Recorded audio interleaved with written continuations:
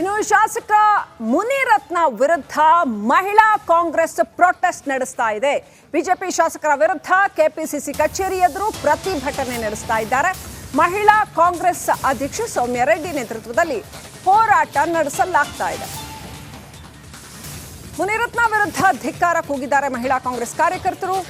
ಮಹಿಳೆಯರಿಗೆ ಅವಮಾನಕಾರಿಯಾಗಿ ಮಾತನಾಡಿದ್ದಾರೆ, ಅವಹೇಳನಕಾರಿ ಪದಪ್ರಯೋಗ ಮಾಡಿದ್ದಾರೆ ಅನ್ನೋದರ ಹಿನ್ನೆಲೆಯಲ್ಲಿ ಮಹಿಳಾ ಕಾಂಗ್ರೆಸ್ ಮುನಿರತ್ನ ವಿರುದ್ಧ ಹೋರಾಟ ಕೈಗೊಂಡಿದೆ.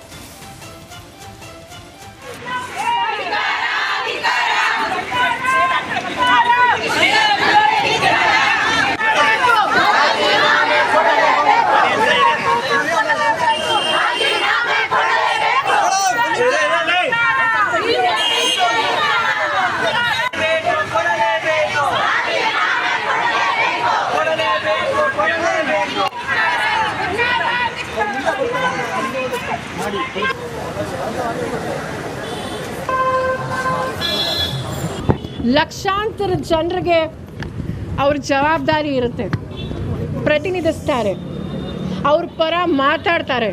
ಆದರೆ ಇವತ್ತು ನಾವು ಪ್ರತಿಯೊಬ್ಬರೂ ಸಹ ನಮ್ಮ ಬೆಂಗಳೂರಿನ ಒಬ್ಬ BJP ಶಾಸಕರ ಆಡಿಯೋ ನಾವೆಲ್ಲರೂ ಸಹ ಕೇಳಿಸ್ಕೊಂಡಿದ್ದೀವಿ. ಈ ರೀತಿ ಒಬ್ಬ ಮಹಿಳೆ ಬಗ್ಗೆ, ದಲಿತರ ಬಗ್ಗೆ, ಒಕ್ಕಲಿಗರ ಬಗ್ಗೆ ಮಾತಾಡಿರೋದು ನಾವು ಪ್ರತಿಯೊಬ್ಬರು ಇವತ್ತು ಖಂಡಿಸ್ತೀವಿ ಅಂತ ನಾನು ಹೇಳಕ್ಕೆ ಬಯಸ್ತೀನಿ.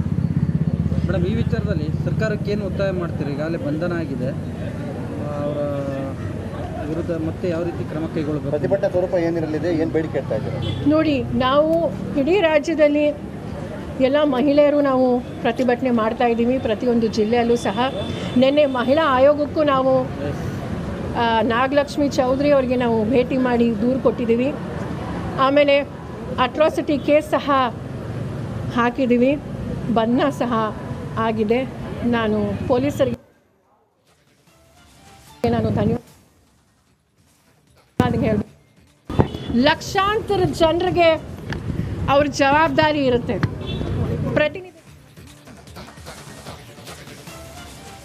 ಮಾಡಬಾರದನ್ನ ಮಾಡಿ ತೇಮಪ್ಪನ ದರ್ಶನಕ್ಕೆ ಹೊರಟು ಬಿಟ್ರೆ ದೇವರು ಮೆಚ್ಚುತ್ತಾನ? ಹಾಗೆ ತಿರುಪತಿಗೆ ಹೊರಟಿದ್ದಂತಹ ಶಾಸಕರು ಸಡನ್ ಆಗಿ ಪೊಲೀಸರ ಕೈಯಲ್ಲಿ ಲಾಕ್ ಆದ್ರು. ಅಲ್ಲಿ ಶುರುವಾದ ಸ್ಟೋರಿ ಈಗ ಎಲ್ಲಿಗೆ ಬಂದು ನಿಂತಿದೆ ನೋಡಿ.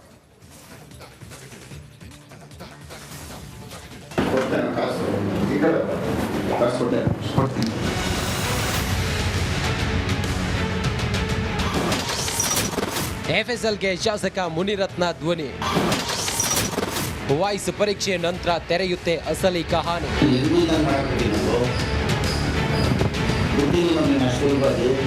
ಮುನಿರತ್ನ ಬಾಯ್ಬಿಟ್ರೆ ಬರೀ ಮುತ್ತು ರತ್ನ. ಗುತ್ತಿಗೆದಾರ ಚೆಲುವರಾಜುಗೆ ನಿಂದಿಸಿದ್ರು ಎನ್ನಲಾದ ಆಡಿಯೋ ಈಗ ಶಾಸಕ ಮುನಿರತ್ನಗೆ ಉರುಳಾಗಿದೆ. ಈಗಾಗಲೇ ಶಾಸಕನನ್ನ ಅರೆಸ್ಟ್ ಮಾಡಿರೋ ಪೊಲೀಸರು ಧ್ವನಿ ಪರೀಕ್ಷೆಗೆ ಮುಂದಾಗಿದ್ದಾರೆ. ಆಡಿಯೋ ಟೆಸ್ಟ್ ನಂತರ ಮುನಿರತ್ನ ಭವಿಷ್ಯ ನಿರ್ಧಾರ ಆಗಲಿದೆ. ಪೊಲೀಸರ ವಿಚಾರಣೆ ವೇಳೆ ಶಾಸಕರು ತಮ್ಮ ವಿರುದ್ಧ ಷಡ್ಯಂತ್ರ ನಡೆದಿದೆ ಅಂತ ದೂಷಿಸಿದ್ದಾರೆ. ಆದ್ರೆ ಗೃಹ ಸಚಿವರು ಮಾತ್ರ ಇದೆಲ್ಲ ಸುಳ್ಳು ಅನ್ನೋ ದಾಟಿಯಲ್ಲೇ ಮಾತನಾಡಿದ್ದಾರೆ. ಅದರಿಂದ ಕಾನೂನಿನ ಪ್ರಕಾರ ಏನ್ ಮಾಡಬೇಕೋ ಆ ಕೆಲಸ ಪೊಲೀಸ್ನವ್ರು ಮಾಡಿದ್ದಾರೆ. ನೋಡಿ, ಈಗ ಅವರ ವಾಯ್ಸ್ ಎಲ್ಲ ತಗೊಳ್ತಾರೆ. ವಾಯ್ಸು ಅವರಿಗೆ ಮ್ಯಾಚ್ ಆಗ್ತದೆ ಇಲ್ವಾ ಅಂತ ಹೇಳಿ ತನಿಖೆಯಲ್ಲಿ ಬಂದರೆ, ಅದು ಮ್ಯಾಚ್ ಆಗಲಿಲ್ಲ ಅಂತಂದರೆ ಅವ್ರ ಮೇಲೆ ಯಾವುದೇ ಆಪಾದನೆ ಕೇಸ್ಗಳು ಮುಂದುವರಿಯೋದಿಲ್ಲ.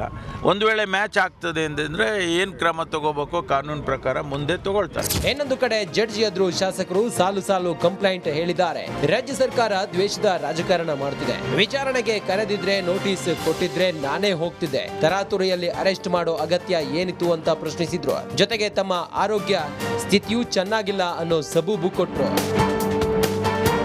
ಬಿಜೆಪಿ ಶಾಸಕರು ಸಹ ಮುನಿರತ್ನ ಬೆನ್ನಿಗೆ ನಿಂತಿದ್ದು ಕಾಂಗ್ರೆಸ್ ಸರ್ಕಾರ ದ್ವೇಷದ ರಾಜಕಾರಣ ಮಾಡ್ತಿದೆ ಅಂದ್ರು.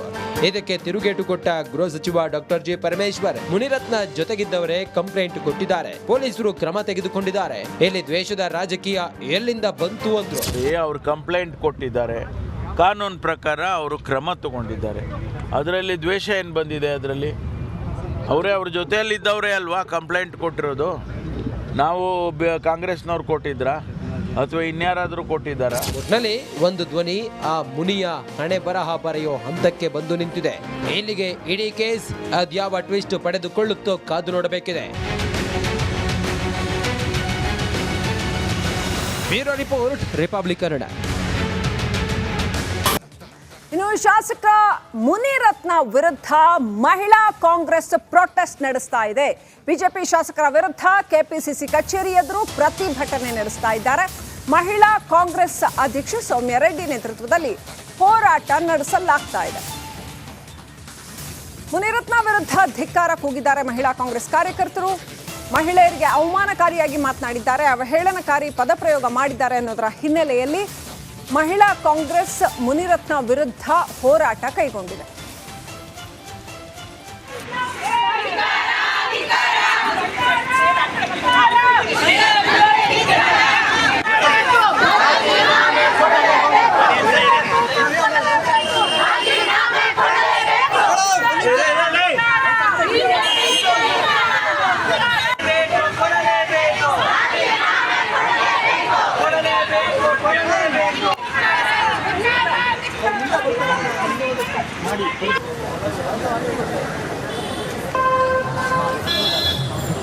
ಲಕ್ಷಾಂತರ ಜನರಿಗೆ ಅವ್ರ ಜವಾಬ್ದಾರಿ ಇರುತ್ತೆ, ಪ್ರತಿನಿಧಿಸ್ತಾರೆ, ಅವ್ರ ಪರ ಮಾತಾಡ್ತಾರೆ.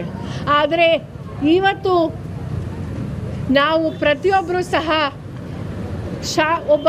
ನಮ್ಮ ಬೆಂಗಳೂರಿನ ಒಬ್ಬ BJP ಶಾಸಕರ ಆಡಿಯೋ ನಾವೆಲ್ಲರೂ ಸಹ ಕೇಳಿಸ್ಕೊಂಡಿದ್ದೀವಿ. ಈ ರೀತಿ ಒಬ್ಬ ಮಹಿಳೆ ಬಗ್ಗೆ, ದಲಿತರ ಬಗ್ಗೆ, ಒಕ್ಕಲಿಗರ ಬಗ್ಗೆ ಮಾತಾಡಿರೋದು ನಾವು ಪ್ರತಿಯೊಬ್ಬರು ಇವತ್ತು ಖಂಡಿಸ್ತೀವಿ ಅಂತ ನಾನು ಹೇಳಕ್ಕೆ ಬಯಸ್ತೀನಿ. ಮೇಡಮ್, ಈ ವಿಚಾರದಲ್ಲಿ ಸರ್ಕಾರಕ್ಕೆ ಏನು ಒತ್ತಾಯ ಮಾಡ್ತೀರಿ? ಈಗಾಗಲೇ ಬಂಧನ ಆಗಿದೆ, ಅವರ ವಿರುದ್ಧ ಮತ್ತೆ ಯಾವ ರೀತಿ ಕ್ರಮ ಕೈಗೊಳ್ಳಬೇಕು? ಪ್ರತಿಭಟನಾ ಸ್ವರೂಪ ಏನಿರಲಿದೆ, ಏನು ಬೇಡಿಕೆ ಇಡ್ತಾ ಇದ್ದೀರಾ? ನೋಡಿ, ನಾವು ಇಡೀ ರಾಜ್ಯದಲ್ಲಿ ಎಲ್ಲ ಮಹಿಳೆಯರು ನಾವು ಪ್ರತಿಭಟನೆ ಮಾಡ್ತಾ ಇದ್ದೀವಿ, ಪ್ರತಿಯೊಂದು ಜಿಲ್ಲೆಯಲ್ಲೂ ಸಹ. ನಿನ್ನೆ ಮಹಿಳಾ ಆಯೋಗಕ್ಕೂ ನಾವು ನಾಗಲಕ್ಷ್ಮಿ ಚೌಧರಿ ಅವರಿಗೆ ನಾವು ಭೇಟಿ ಮಾಡಿ ದೂರು ಕೊಟ್ಟಿದ್ದೀವಿ. ಆಮೇಲೆ ಅಟ್ರಾಸಿಟಿ ಕೇಸ್ ಸಹ ಹಾಕಿದ್ದೀವಿ, ಬಂಧನ ಸಹ ಆಗಿದೆ. ನಾನು ಪೊಲೀಸರಿಗೆ ಧನ್ಯವಾದ ಹೇಳಬೇಕು. ಲಕ್ಷಾಂತರ ಜನರಿಗೆ ಅವ್ರ ಜವಾಬ್ದಾರಿ ಇರುತ್ತೆ,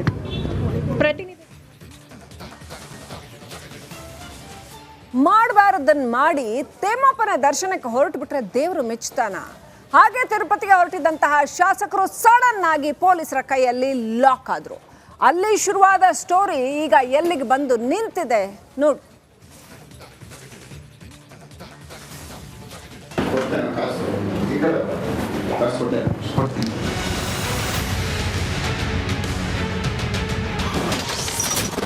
FSLಗೆ ಶಾಸಕ ಮುನಿರತ್ನ ಧ್ವನಿ. ವಾಯ್ಸ್ ಪರೀಕ್ಷೆ ನಂತರ ತೆರೆಯುತ್ತೆ ಅಸಲಿ ಕಹಾನಿ.